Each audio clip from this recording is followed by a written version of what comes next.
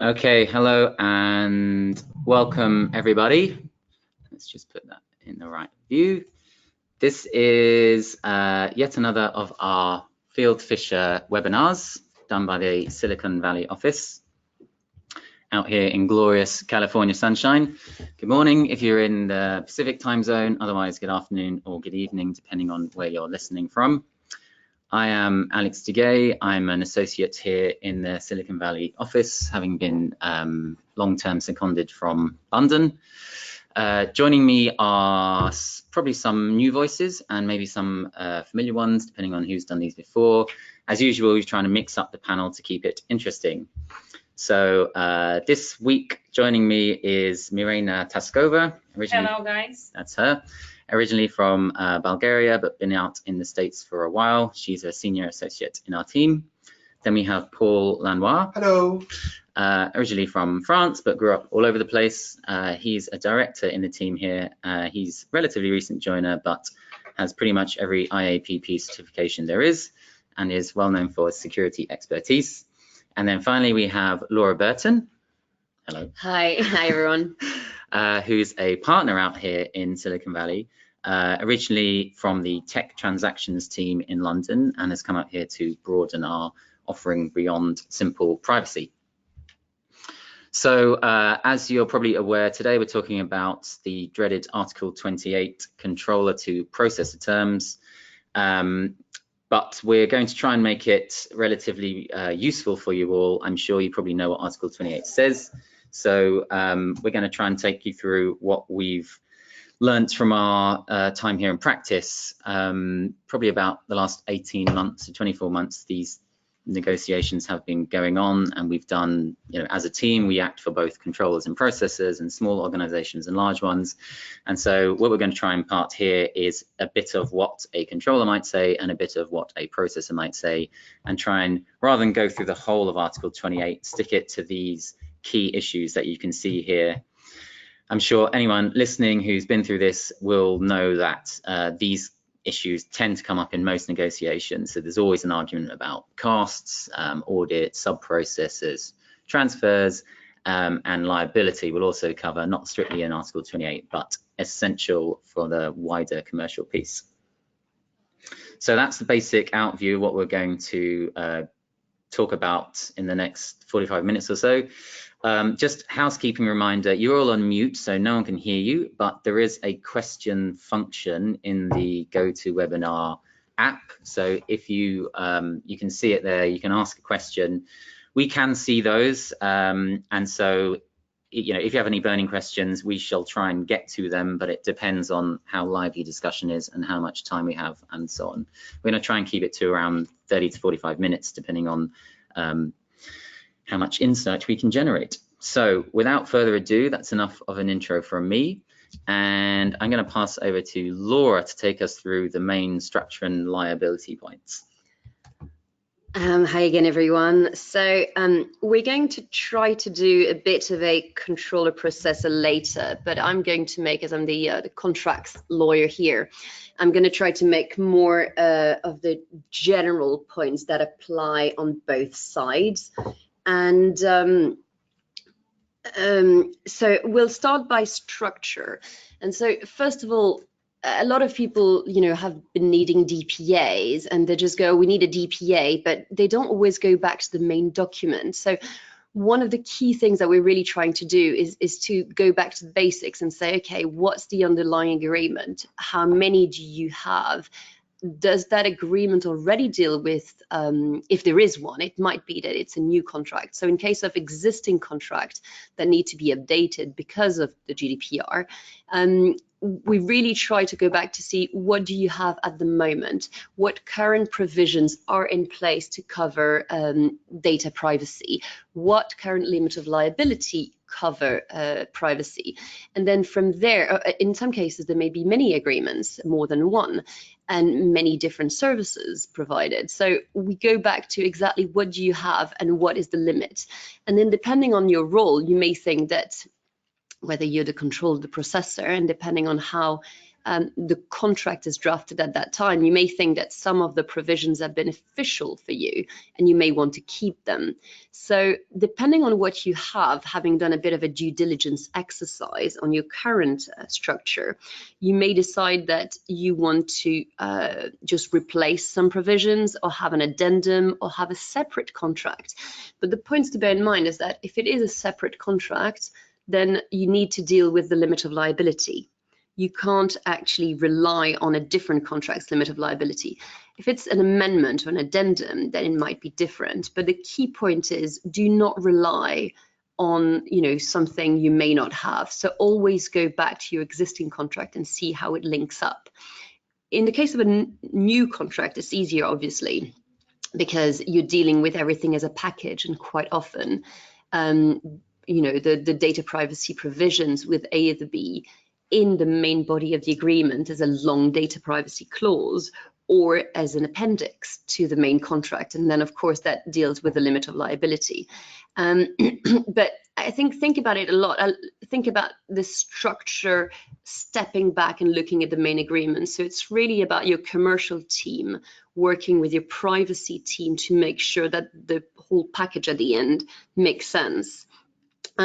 Also, there seems to be a bit of a myth sometimes about having the DPA separate, but actually it looks tidier in a way, because otherwise it ends up being a very long data privacy clause, but it's not necessary. So just again, think about it in, you structure it the way you want, but always go back to indemnities and liabilities and make sure that they still work.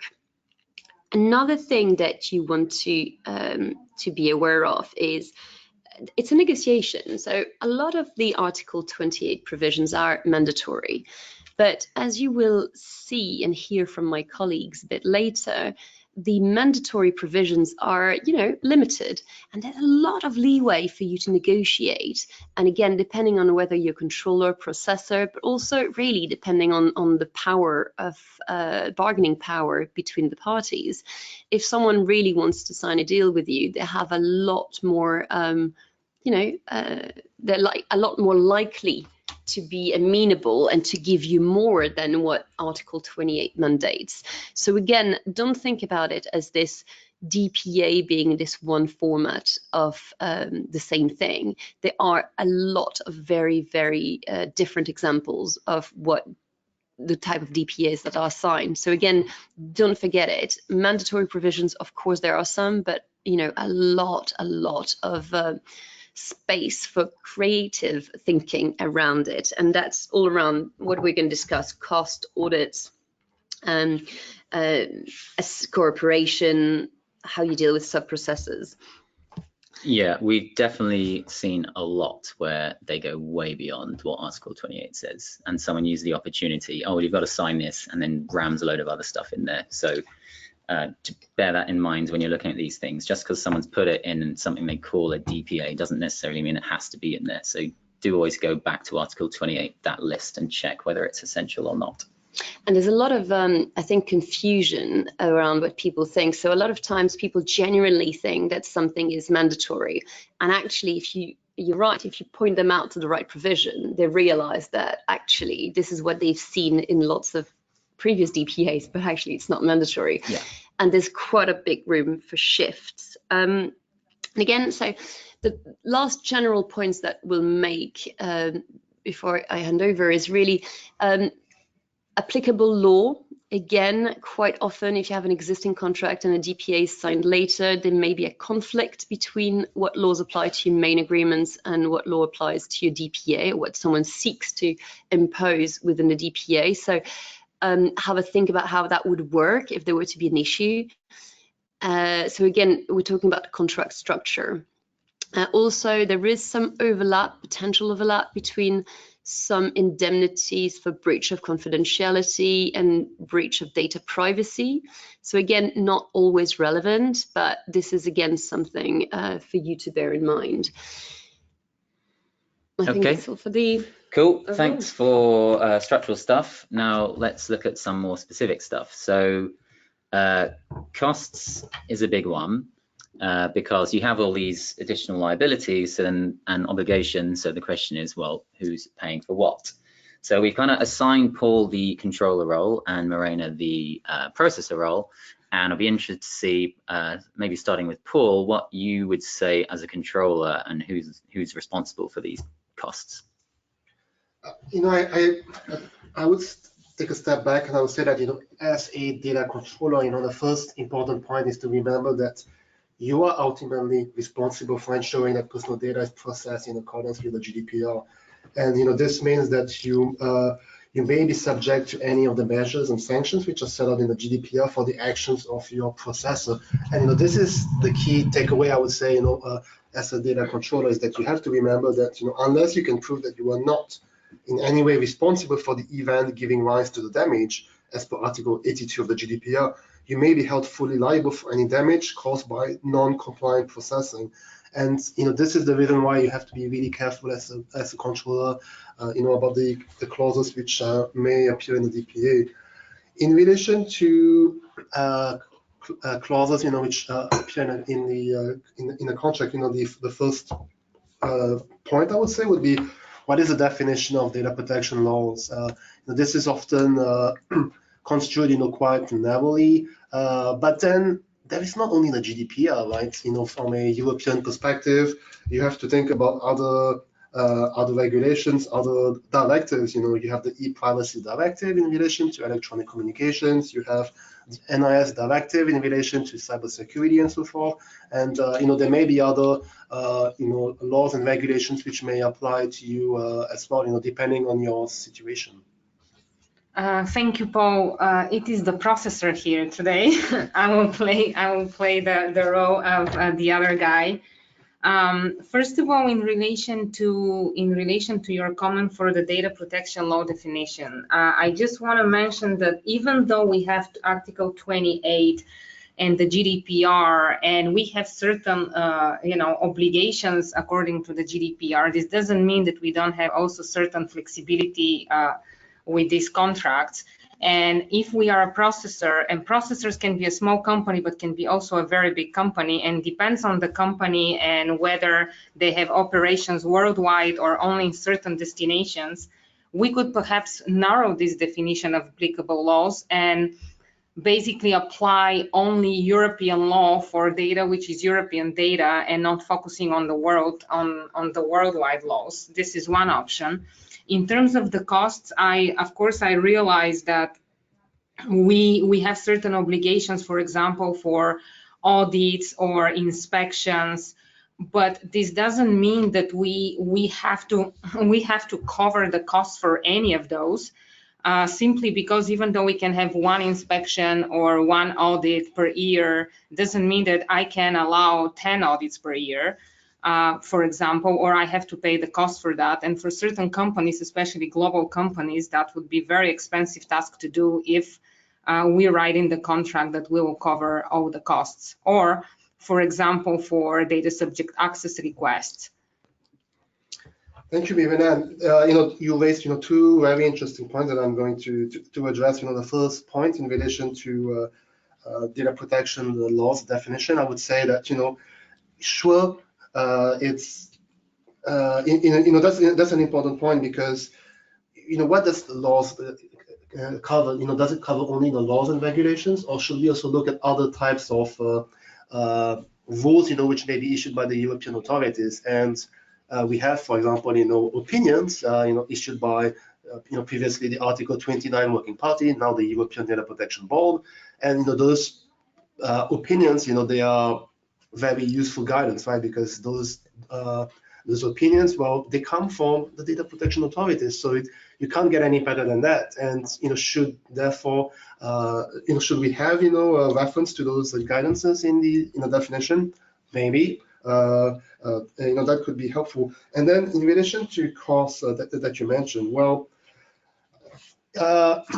I'm going to be a bit cheeky here, and I would say that what about, when you say we have to, in relation to costs, who should pay the costs? Well, if I look back at Article 28, what does it say? It says the processor must submit to audits and inspections. If you as the processor, if you are submitting to audits and inspections, then why should I pay for it? it should be on the processor side because you have to submit to it. If I'm paying for it, then you're not really submitting to anything. Well, I think that this is definitely subject to negotiation. It very much depends on who are the parties, what is their agreement. But the fact that I have an obligation according to the law, it definitely doesn't mean that I have to agree on paying everything or paying all audits or all data subject access requests, because I don't know the volume and I have many other clients that I have to think about. And if every single client asks me to do that, that means that I'll have to do only that all the time. Just another perspective. And so this is one of the questions when we go back to the negotiation power of the parties. There's nothing mandatory in Article 28 suggesting that one party should pay costs rather than another. So again, this is something where you can really negotiate, and if you're in a strong position, you can assert it. Yeah, I think it's hard. The text itself is not that useful because a control will say, well, Article 28 says you have to assist me, and then you look at it, it says no, it doesn't. It says there has to be an agreement in place which has a clause which says I have to assist you, which is not quite the same thing. I can understand the processor point, as Morena says, like, well, why am I suddenly having to pay for all this stuff? It's an unknown quantity. But equally, for a controller, it's like, well, I don't want to have to pay for all this stuff that you're assisting me. Surely it's part of the service. But I think overall, yeah, it is a negotiation between the parties, and there's no black and white answer from the actual text itself, probably deliberately, to be honest. There was actually one, going back to Paul's point about guidance, it wasn't a European level, but I heard there was one of the German local state regulators came out with some non-binding piece which said no processor can charge for any of this assistance. But I think that's kind of commercially unrealistic, and I haven't heard that followed anywhere else. Okay, well, cool. Well, that's interesting. That's the concept of costs, but let's move on to the audits themselves. So this one's juicy because, I think that's a classic EU fudge in the language. It says audits, including inspections. So to me, that's kind of open to interpretation, but let's see what our controller and processor think. So Paul, what would you say in terms of what you'd want in an Article 28 DPA for your audit rights?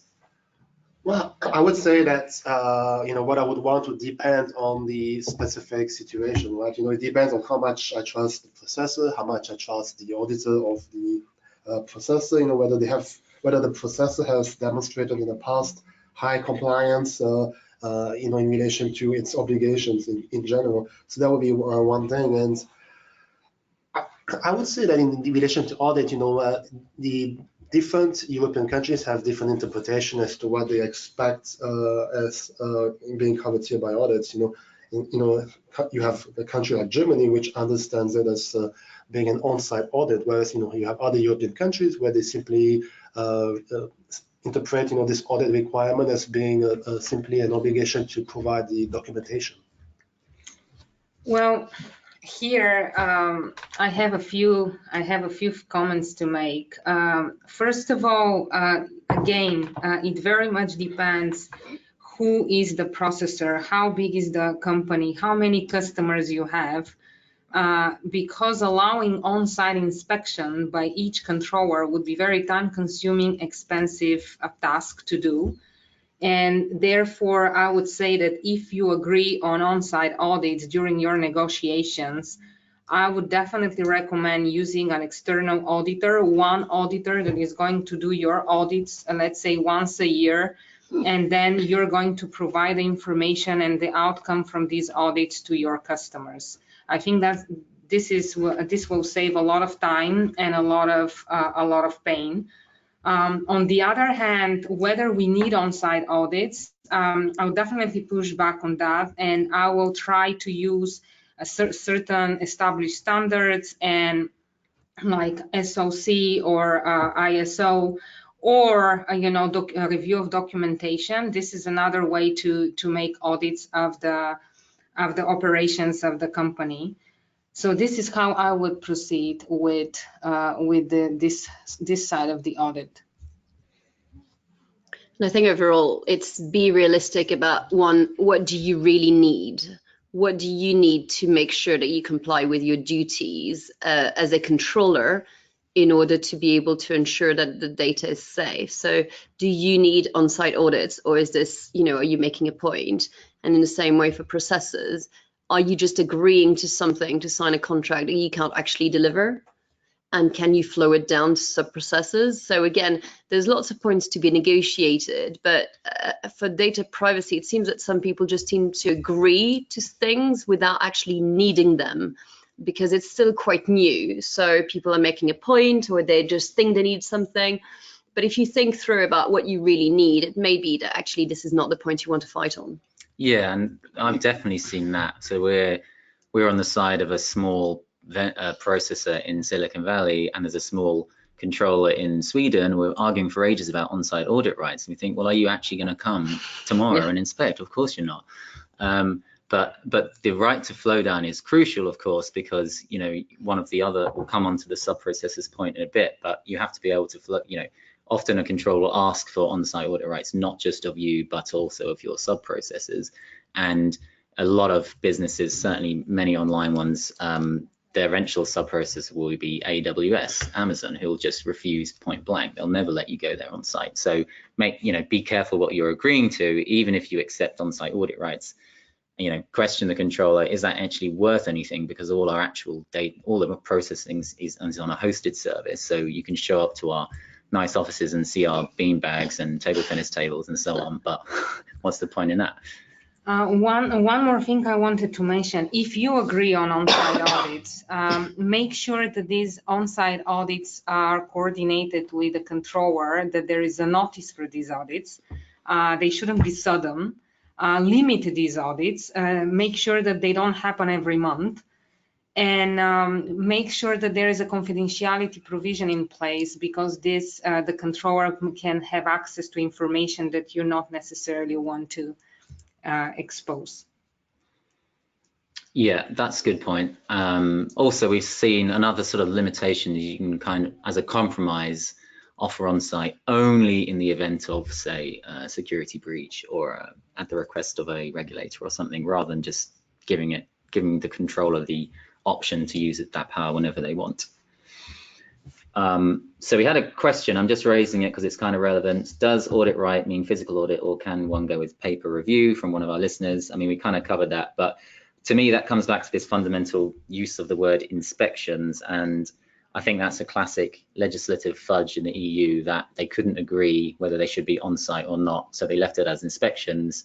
And then stricter countries like Germany think inspections means on site, and more relaxed ones like the UK maybe thinks, well, inspections means inspecting documents. So unfortunately, there's no clear answer. And yet again, that's a point you're going to have to argue over. Okay, if that's all on audits, I was going to move on to the next juicy one, which is subprocessors. So the basic thing is you can't engage a subprocessor unless you have, if you're the processor, you can't engage a subprocessor unless you have the controller's permission, essentially. And so how does that work in practice? Paul, what would you say as the controller in this situation? As a controller, I would say that, if there are, cascading subcontracting, when you have the processor which subcontracts to one party, and then there is, more and more subcontracting going on, I would say that, you have to ensure that the obligations which are in the agreement, have to be passed down to the other subprocessors. So make sure that, that the obligations are covered, at level 3 processor and so on. And some controllers, including myself, may ask to be kept informed by the processors of all the sub-processing going on, to know the level 3 processor and so on. Here, of course, that we as processors would inform you in advance about these subprocessors. Well, the thing is that GDPR provides certain flexibility in this respect. You can, you as a controller, of course, I'm sure you can ask us for specific authorization for each subprocessor in advance, or general authorization. I would personally recommend for every processor to insist on general authorization, because your operations are generally flexible. This means that you have to add or remove subprocessor regularly, and asking for permission every customer for a change of subprocessor would be very, very time consuming, and I think again expensive task to do. When you do this general authorization, for example, that means that you have to inform the controller in advance about any change of the subprocessor. Try to automate this process. Either send a link or send some kind of emails to these customers, so it's faster, and how you speed up this process. Are you happy with that, Paul? As a controller, I wouldn't be too happy about an automated, system of notification that simply, sends me a link that I have to check up myself, from time to time. I'm not sure that's what you were referring to, but then, so sometimes we see in some DPAs you have the parties who agree that whenever there is any change in the processes, there's going to be like a list which is available on the website, which will be updated, and then it's up to the controller to go on the link and then to go and look it up and so forth. That's a bit of a nightmare, right? Because if first of all, as a controller, if I don't get any like warning or any notification saying, well, you need to check something, well, I don't necessarily know about it, and doesn't mean I have to check it every single day. Maybe not, and it's just going to be quite difficult because it's always going to be something that people are going to overlook and forget. So that's something which the only thing which would work for us as a controller would be getting an email or getting an alert, telling us that there is a change, so that we know, okay, we have to go and check it out. Well, this is a good compromise with the email. I agree with that. I agree. We could definitely send an email, and this can also be certain automatic process to a certain extent, sending one email to various customers in the same time. So I think we can have an agreement here. I'm happy with that. Sounds good. And don't forget, the thing is, most of the time you'd hope that your processors would actually select a subprocessor that is reliable. But if you do have an objection, the key thing is what you do, because you have the right to object, but the GDPR doesn't actually tell you exactly what happens after you object. So there's no prescribed formula. And so the key thing is, again, to think about a mechanism that allows you to, well, either two things. Either you ask your processor to not use that subprocessor for your data, but that's rarely possible, except if you talk about a small processor and a small, service. Or you need to be able to terminate the agreement. So again, you need to have an effective remedy to your objection. Otherwise, being notified doesn't really make any sense, and objecting if you don't have a remedy does not really work. Yeah, that's true. And the contract, the DPA should spell all that out. Don't deal with it when you actually have an objection, but have some kind of process in place. If I was a processor, I'd like some kind of cure period, limit the objection to data protection, relevant data protection objections, not just because, you don't like the sound of Google. But that's true, to put it in there and specify, well, what happens in the event of objection. And then of course you probably want to deal with fees. So, controller would likely want a refund of any prepaid fees, whereas vendor would like to hold on to any fees they got already. So termination, but without refund. So again, that's up to you to negotiate. But you have to make it operational. If it doesn't work in practice, then you're likely to have problems. Yeah, and of course, remember, you might not be able to change the subprocessor. So that's a business decision for the processor to think, well, we use this person, we can't possibly not use them. That might mean we lose a few customers, but one for the processor to consider. Okay, fine. Let's move on then to the next fight, which is around data transfers. So general rule applies, same as under the old law. Data within the EEA is perfectly safe. You can do what you want with it. Data anywhere outside is dangerous and unprotected, and you need some kind of either adequacy decision or approval mechanism, or derogation, which is not that useful in a commercial context. So Paul, what would you want in a data transfer clause? I would say that if there is any desire by the processor to engage someone which is outside of the EA, then we need to make sure that such supplier complies with an authorized mechanism under the GDPR for the transfer. This could be, for example, if it's in relation to transfer from the European Union to the United States, that would be the privacy shield. It could be standard contractual clauses, or it could be binding corporate rules. You always have to make sure in relation to transfers that transfers outside of the European Union that there is an adequate level of protection as per the GDPR. So that would be the first thing. And I think one of the key points as well is ensuring that processors are educated as well in relation to their obligations. Some of them may not necessarily be aware of what a data transfer is. It may seem quite straightforward, if I say data transfer, but then what does it really mean? What about if you have an access, someone in Poland or in India accesses the data on a computer? Well, that's actually a data transfer, right? Because you have you have someone who is able to view the information. So that's access, that's processing, and therefore that falls under the scope of transfer under the GDPR. Well, with all my respect, Paul, some controllers are not very flexible here. So what I would suggest is actually a few things. The first thing, there's so many different ways to deal with that clause, and there are different mechanisms, as Paul said, to deal with this topic.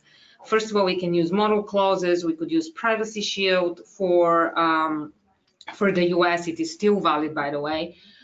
We could use binding corporate rules in certain cases internally. So I think that you need to see what is happening in practice, who you're dealing with, who are your subprocessors, what did you agree with them, and decide whether you want to focus on model clauses, whether you want to use privacy shield, where are your operations, where do you transfer this personal information, and if this is not so easy to determine, or if it is unknown what's going to happen in the future, I would make this clause rather broad, and I would include different mechanisms, and this gives you flexibility to make a choice on a later stage what to do if now it is impossible for you to assess. And I would like to add as well that in relation to the data transfer mechanisms, which are authorized, there may be pros and cons as well, for each different measure. Absolutely. For example, binding corporate rules, those are great if you are a very large international organization, but then not so much if you are a smaller organization, because it can be expensive, it can be a very lengthy process, and depending on the industry that you're in as well, there are a number of organizations who are quite reluctant to adopt binding corporate rules because maybe they are subject to certain rules like banking secrecy or whatever, and therefore there may be an issue for them to open up everything to the regulators and so forth. I agree. Right, sign it. Yeah, I mean the transfers one is always a bit tricky. Although to be honest, certainly in the States now, it's people are aware of these kind of rules and privacy shields gaining traction. So getting less pushback. It's more around if an organization has privacy shield and they don't want to sign up to model clauses, but often the reverse is the case. They've never heard of privacy shield and they want model clauses. But we'll have to watch this space whether either of those legal challenges for either of those mechanisms proceed. I think that the only thing is that some controllers still seem to be a bit scared of international data transfers, whilst actually, they are authorized mechanisms and it happens in business on a day-to-day basis. So my key message was, international transfers happen all the time in the global economy we're in at the moment, and there's nothing to be scared about. You just need to make sure that you have adequate measures in place in order for this transfer to be legal. But apart from that, it is pretty standard. Yeah, and actually there's kind of related question here. So one of our listeners is asking, can a processor negotiate and argue for transfer outside the EEA without actually getting consent of the controller? So in my view, you don't necessarily need the consent of the controller. As a controller, often the starting point is you can't transfer without our consent, but if you know it's going to be an international deal, you might as well be upfront about that, and the consent is you negotiate one of these mechanisms in the actual DPA, and you don't then claim later, oh well, we need consent to transfer. If you're based, say, in the US and your customer is in the EU, there's going to be a transfer there. Yeah, and you get the prior consent, which is easier. And also it's interesting, a lot of people focus always on, and that's to Paul's point earlier, they focus on, oh, where are you going to host the data? But they don't really think about the IT support in the same way whilst it's a transfer. So they might waste lots of time thinking, oh, where are you going to host it? And actually, and a lot of, I think, processors that, may try to open hosting data centers in Europe to make sure they comply, but they have absolutely no issue in having IT support from all over the world. So, and it's just not fully understood yet that actually there's no point doing one rather and without the other. Yeah, that's true. Remote access is a transfer. Okay, well, aware of time creeping up, let's move to the last big topic, and then we'll try and see if we can get a few questions in. So not the most exciting slide, but that kind of represents what the GDPR says about security, which is essentially very little. It's just an image of a padlock, you guys, so you can't see it from my screen. So essentially, it's not very, what's the word, prescriptive. It doesn't say much. So then what would you guys want to see in a typical security clause in a DPA? Well, as a controller, I would say that we want to make sure that the processor is able to demonstrate on a regular basis that they have put in place appropriate security measures.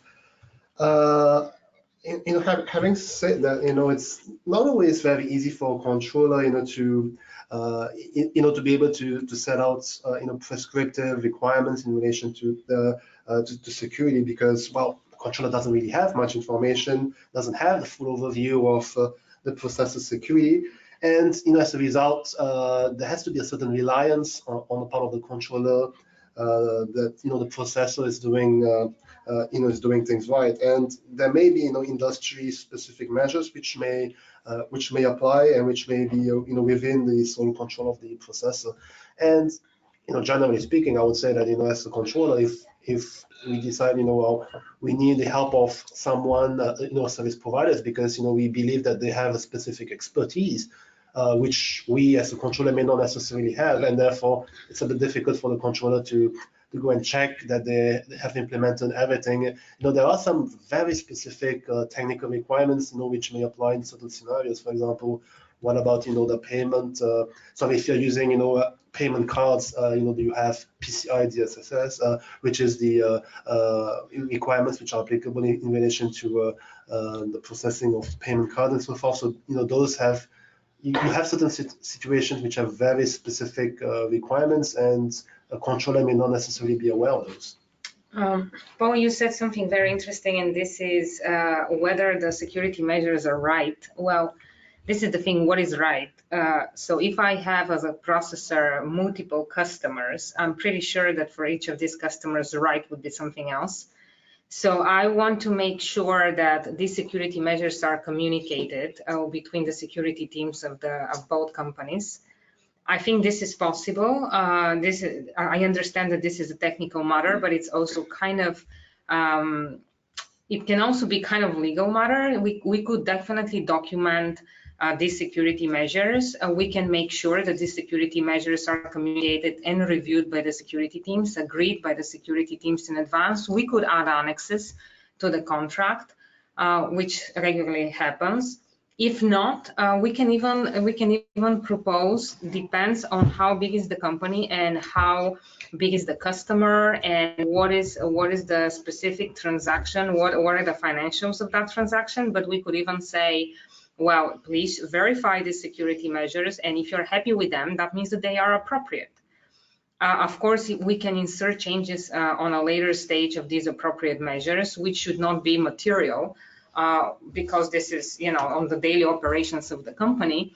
But just agreeing on appropriate measures give us a lot of responsibility, and this responsibility is, I'm not sure how justified it is, because we can claim different things of appropriate.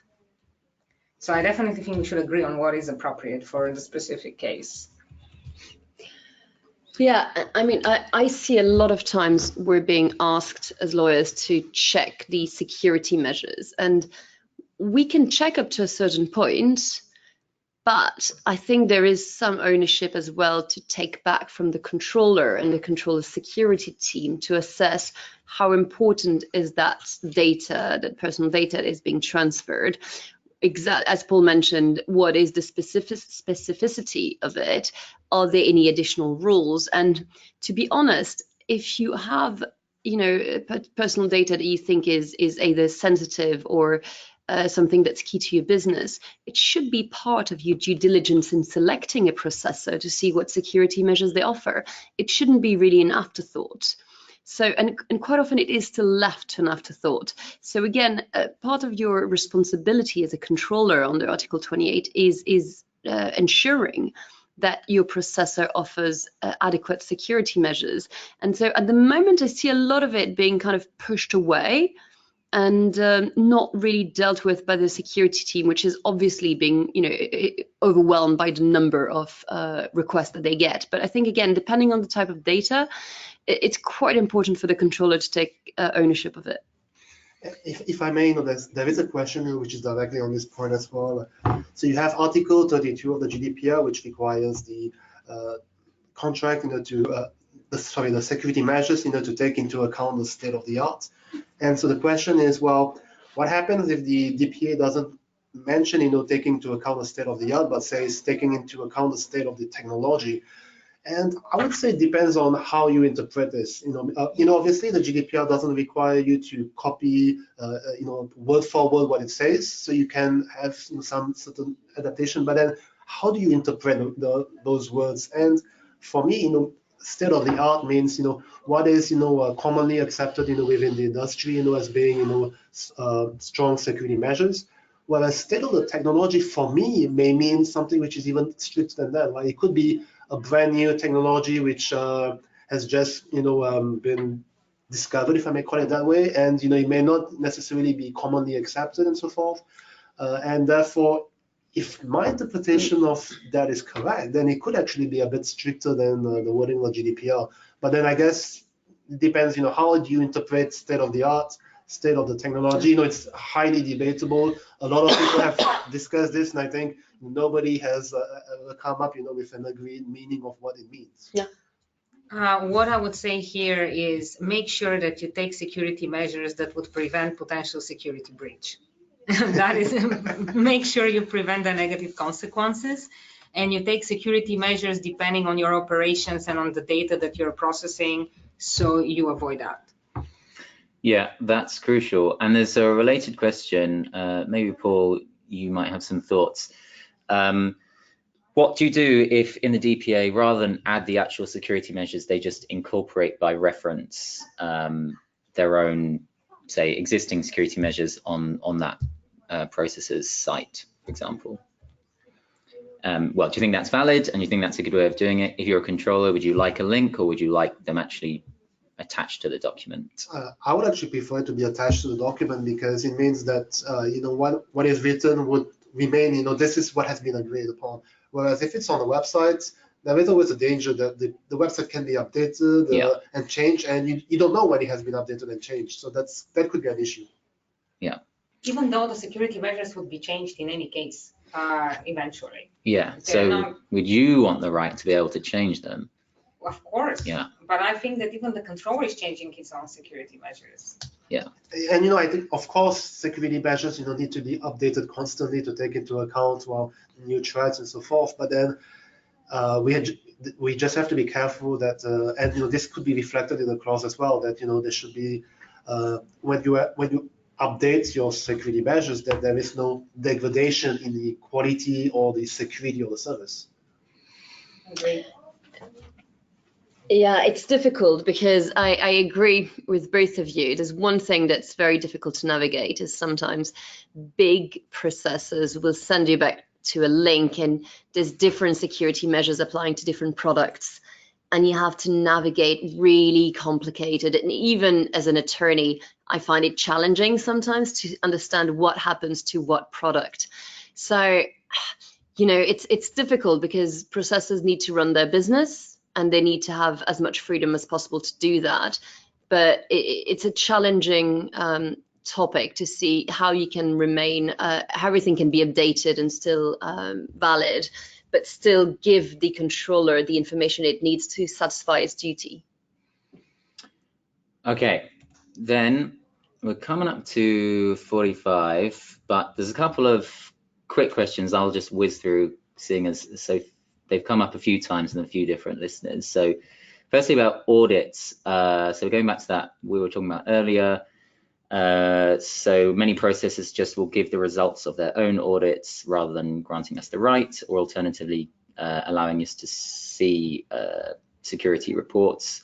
As we kind of discussed, yes, you know, that's a bit open to interpretation, but as long as you're satisfied as controller that that processor is audited in order to prove their compliance with the DPA, that's all that Article 28 gives you the power to. It's not full audits for absolutely everything. It's actually just for compliance with the DPA.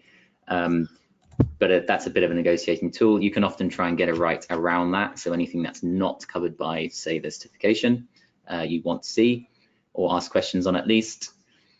Then there was another quick-ish one about, oh yeah, international transfers again. So internally within groups, asked how to deal with those.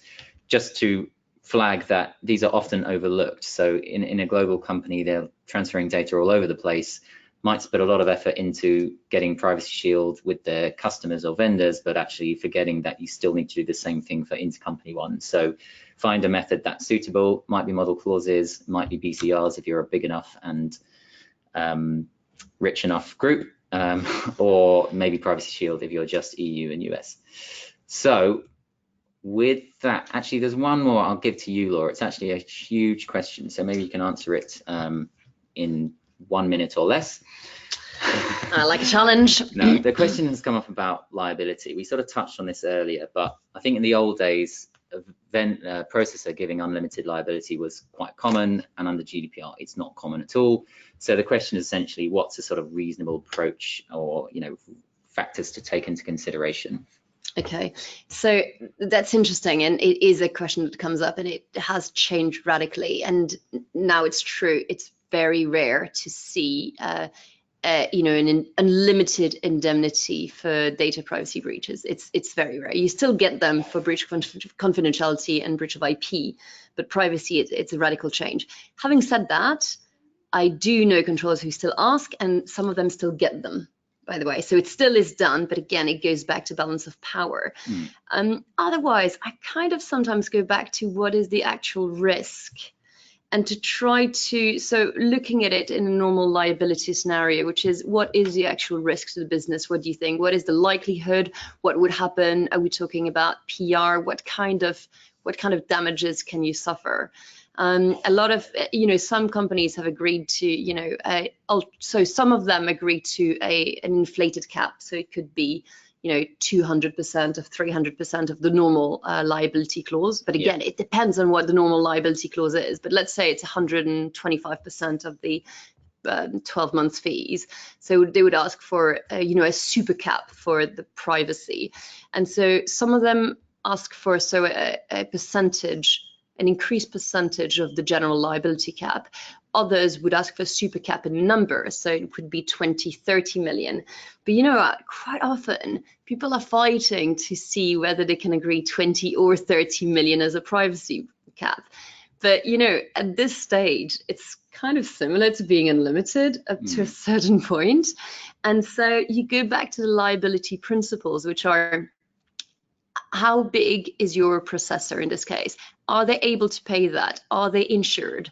What mechanisms do they have to pay it? Because quite often, if you go with someone who's still kind of fresh and new, they're never going to be able to pay this, whether it's unlimited or 30 million cap, whatever that is. And they will sign a contract because they need to sign it. So they'll agree to any terms, right? Because they're, you know, growing the business.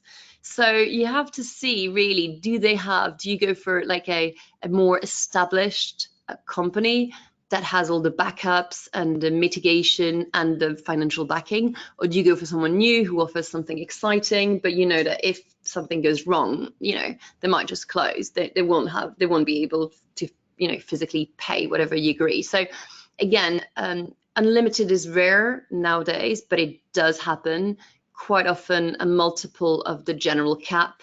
But if you ask to agree to something which is huge, then, you know, in a lot of cases, it will be similar to unlimited. So bear this in mind. Okay, slightly more than 1 minute, but fine. Very informative. Thank you, Laura. Unfortunately, we won't get to the others. We're a little over, but we did cover quite a lot of the questions that came in, and you can always follow up either on the Fieldfisher webinars email you got, or you have our lovely new mugshots there if you want to get in touch with your contacts. Just to trail the next one, we had penciled in 23rd of May. That might change, so it might be around the end of May or early June. Either we're going to do legitimate interests and assessments around that, or alternatively might be a 1 year since GDPR type thing. We'll see what the appetite is close to the time. So vague date for the diary is end of May / early June. And with that, I shall end it here. We will be sharing the slides. We'll send you a link to the recording, and all the previous ones we've uploaded now to a different YouTube channel, Fieldfisher Silicon Valley. So you can search for them there, or else again, email that Fieldfisher webinars email address and we can get it to you then. So thanks all for listening, and enjoy the rest of your day wherever you are.